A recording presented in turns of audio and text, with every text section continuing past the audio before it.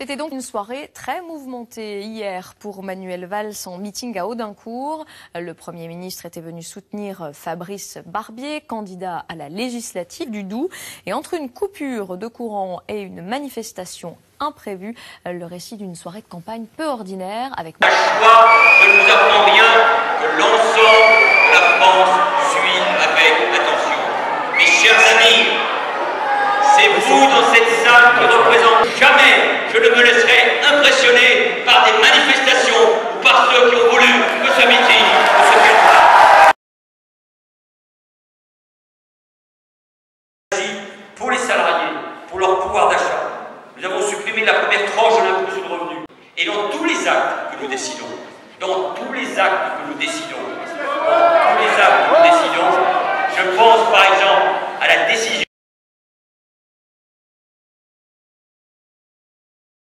que nous venons de prendre. Vas-y, filme.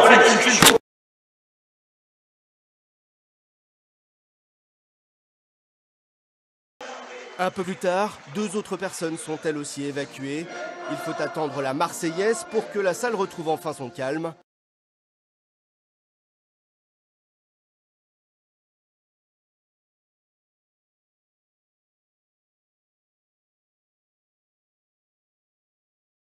Expliquez-moi ce que vous venez de faire et ce qui s'est passé là. Alors tout d'abord je suis candidat à cette élection législative partielle sans aucun parti, donc le plus jeune des 13 candidats. Et il s'avère que je suis venu dans le sens où j'ai voulu interpeller M. Valls sur ce qui se passe pendant 3 ans. Ça fait 3 ans qu'on est étouffé sous le poids de l'austérité, qu'on nous saigne tout bonnement. Et quand on vient dire à M. Valls tout simplement que c'est inadmissible, que c'est un social traître, qu'il nous a menti et que les promesses de 2012 sont passées aux oubliettes tout simplement, qu'est-ce qu'on fait ? Eh ben on nous amène une dizaine de personnes en train de nous frapper, de nous pincer discrètement sous les yeux de Valls. Et Valls, que fait-il? Il nous regarde, il rigole et il continue son discours. C'est inadmissible. On parlait de liberté d'expression ces derniers jours avec les différents attentats. Regardez ce qu'on fait. Je ne suis pas supérieur à un autre citoyen, je suis quand même candidat et il le sait. On a eu plusieurs rencontres. Et voilà, il rentre dans l'agressivité. Et je peux vous le dire, tous les membres de l'équipe de sécurité sont au courant que le moindre opposant, il faut lui sauter dessus. On l'a vu encore avec les notaires. Et ça a été confirmé, dès qu'on est rentré, on nous a sauté dessus. Et vous voulez l'interpeller sur quoi exactement? Tout simplement, comme je l'ai dit, je veux l'interpeller sur l'austérité.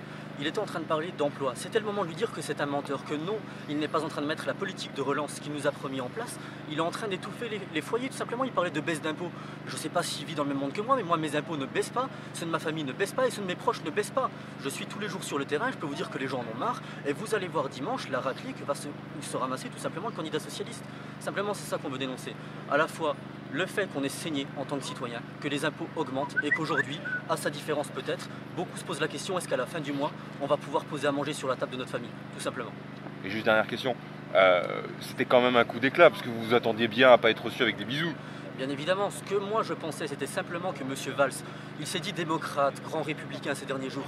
Et qu'est-ce qu'un démocrate? Il aurait dû accepter le discours, dire d'accord, j'accepte d'interrompre mon grand discours que j'ai rédigé d'avance et j'improvise et je parle vrai. Manuel Valls a du mal à parler vrai, on ne s'attendait pas à être reçu avec des grands câlins, mais on s'attendait quand même à un minimum de réponses, à savoir qu'il nous réponde tout simplement sur l'action du gouvernement, sur la ligne politique choisie par François Hollande, pour voir si effectivement on a tort ou on a raison. Mais ce qu'il nous montre en nous agressant, c'est tout simplement qu'on n'a peut-être pas tort et que finalement, effectivement, le gouvernement n'est pas socialiste, il est social traître, tout simplement. Je vous remercie.